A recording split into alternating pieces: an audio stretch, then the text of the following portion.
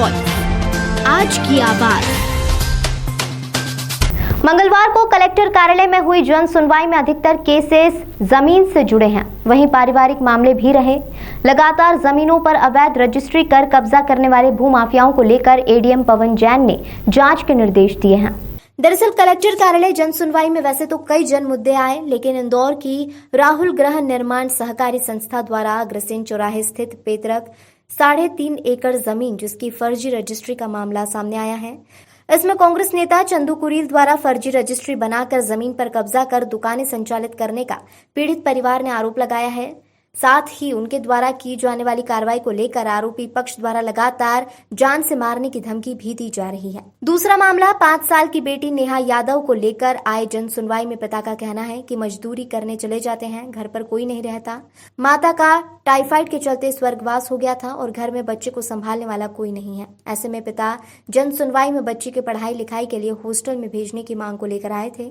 वहां एसडीएम ने उनकी आर्थिक स्थिति को देखते हुए बच्ची के लिए एक हॉस्टल और पिता के लिए गार्ड की नौकरी के निर्देश दिए। एडीएम पवन जैन ने बताया कि जन सुनवाई में आए सभी मामलों की जांच कर संबंधित दोषी दिए गए हैं। मैं मेरी छोरी को लेकर आया था, मेरी बिटिया है, मेरी मम्मी थी तो शांत हो गई। इसकी घरवाली जो थी पहले 2017 में शांत हो चुकी थी। पापा भी नहीं है मेरा, अब ये अकेली है, तो इसके लिए आया था मैं। क्या मांग है कि इसकी पढ़ाई लिखाई हो जाए, इसका हॉस्टल में कहीं रहने का हो जाए। मेरा मजदूरी करता हूँ मैं, और इसके अलावा इसकी पढ़ाई के पैसे कहाँ से क्या करूँगा, इसको कहाँ रखूँगा, किराया कैसे क्या भरूँगा, कुछ भी नहीं मेरे पास। तो क्योंकि अभी कलेक्टर साहब ने बोला है कि इसको हम हॉस्टल में डलवा देते हैं, पढ़ाई लिखाई का इसका हम उठा लीजिए, बाकी आपकी जो है बेलदारी से सिक्योरिटी गार्ड की वो करवा देते हैं नौकरी, तो आप वो कर लोगे। तो मैंने कहा ठीक है, वो कर लूँगा मैं। कहाँ रहते हैं? मैं माली मुल्ला। उनकी माता जी कब एक्सपायर हुई? इसकी मम्मी 2017 में शांत हुई थी। जो अभी मेरी माता राम है वो अभी 15 तारीख को शांत हो गई। वो रखती थी इसको। वो मेरी मम्मी जो थी वो कोरोना में एमटीएच में भर्ती करा था जब, तो अभी शांत हो गए वो 15 तारीख को। इसकी मम्मी जो थी वो 2017 में शांत हो गए थे, टाइफाइड और पी लिया था। अब मैं अकेला ही, उसको आगे पीछे रखने वाला भी नहीं है।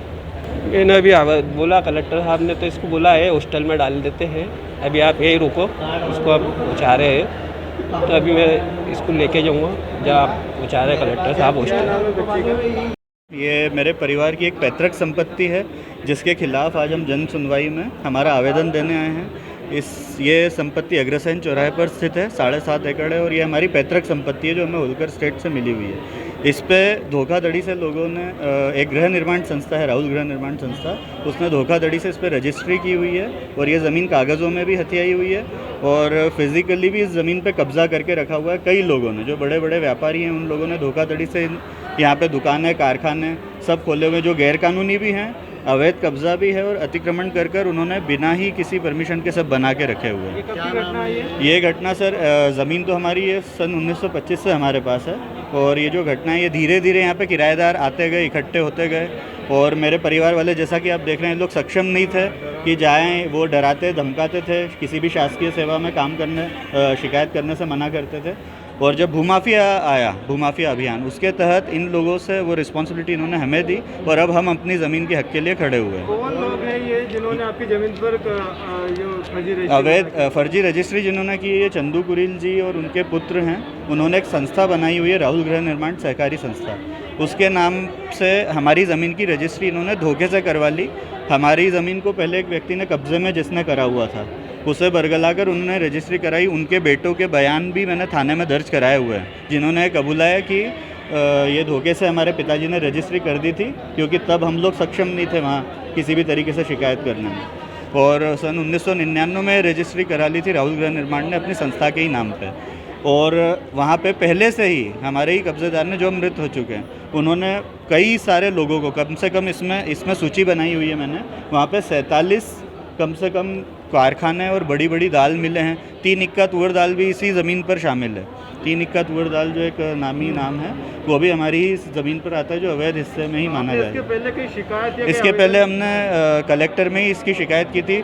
हमने रावजी बाज़ार थाना क्षेत्र लगता है हमारा, वहाँ पे सुश्री सीमा धाकड़ जी जो हैं, उन्हें नियुक्त किया गया था इसकी जांच के लिए। उन्होंने कार्यवाही थोड़ी आगे करी भी, और सामने वाली जो आरोपी हैं उन लोगों को नोटिस भेजा, लेकिन उसके बाद आज 8 महीने हो गए, अभी तक उस पर कोई कार्रवाई हुई आज नहीं। जन सुनवाई में आए हैं क्या? आज जन सुनवाई में आए हैं। अब हमें बोला तो गया है, आज आश्वासन दिया है कि आज वो इस पर विचार करेंगे। अब देखते हैं हम आगे क्या होता है। हम इसी आस से आए हैं कि कम से कम हम बाहर सक्षम नहीं हैं, हम उन लोगों के सामने खड़े नहीं हो सकते, पर कम से कम प्रशासन हमारी मदद करेगा, सरकार हमारी मदद करेगी और हम लोग शायद हमारा ज़मीन और हमारे हक वापस प्राप्त कर अपना सकें। पैसे देखिएगा। हाँ जी, अपना नाम बताइए। मेरा नाम संदीप देसाई है। मेरी जो माँ हैं ज्योति देसाई जी, वो इसमें वारिस हैं। उनका मैं देखिए, उनका ये कहना था कि साहब हमने जो ज़मीन ली है, मुझे नहीं पता था कि वो सरकारी भूमि है, मंदिर की भूमि है, लेकिन जिन लोगों ने हमें ज़मीन बेची है उन लोगों पर कार्रवाई की जाए और हमारा पैसा हमें उनसे दिलाया जाए। मैंने एसडीएम को बोला है कि जिन लोगों ने शासकीय भूमि की रजिस्ट्री निजी बता के की है, उनकी अन्य संपत्तियों की जांच करें कि उनके पास और कौन कौन सी संपत्तियां हैं, और जांच के बाद यदि उनकी जो संपत्तियां पाई जाती हैं तो उसके मानते हुए कि इस भूमि को विक्रय करके, शासकीय भूमि को विक्रय करके उनके द्वारा ये संपत्ति बनाई गई है, जब्त करें और साथ में जो पैसा जिन लोगों ने दिया है उनको पैसा वापस दिलाएं। एसडीएम जूनी इंदौर को बताया गया है, वो उस पर कार्रवाई कर रहे हैं, उसको कर रहे हैं हम लोग। अभी एक थोड़ा मानवीय संवेदना का विषय है और निश्चित रूप से ऐसे मुद्दे जब आते हैं तो कहीं ना कहीं अंतर्मन से हम लोग को सोचने पे इस बात के लिए इंसिस्ट करते हैं कि ऐसे लोगों की मदद सरकारी व्यवस्था के साथ साथ पर्सनल लेवल पे भी होनी चाहिए। तो हम लोग कोशिश कर रहे हैं उसको व्यक्तिगत रूप से टेकअप करके। कोशिश हमारी ये होगी कि हम उसकी बच्ची का पूरा शिक्षा जो है कोई ना कोई एडॉप्शन के साथ ले देते हैं, इसके गोदी लेकर दे सकते हैं। ये अभी उन्होंने शिकायत दी है, इसकी जांच हम लोग कर रहे हैं क्योंकि ये रेवेन्यू का मामला जूनी इंदौर एसडीएम से संबंधित है और राजस्व का उसमें एक विषय संलिप्त है, तो हम उसकी पूरी गहनता से जांच करेंगे, पूरे रिकॉर्ड निकाल के देखेंगे कहीं कोई शासकीय भूमि का इन्वॉल्वमेंट तो नहीं है, और यदि निजी भूमि है तो सोसाइटी को किस तरह से फोर्स करके, उनका एक कहना था कि कोई कूटनीतिक दस्तावेज तैयार करके उस पर काम हुआ है, वो भी जाँच में लेंगे। मुख्य रूप से जो शिकायतें आज प्राप्त हुई हैं उनमें हाउसिंग सोसाइटी की शिकायतें हैं, माता पिता भरण पोषण संरक्षण अधिनियम के तहत भी 5 आवेदन लगभग प्राप्त हुए हैं, जिनमें उनके बच्चों द्वारा उनके माता पिता को नहीं रखा जा रहा है, और साथ में जिस तरह से कुछ लोन की शिकायतें भी हैं, किसी के लोन के इश्यूज थे, इस तरह से शिकायतें आई हैं। सर, एक बुजुर्ग आए थे, उनकी आँख का ऑपरेशन हुआ।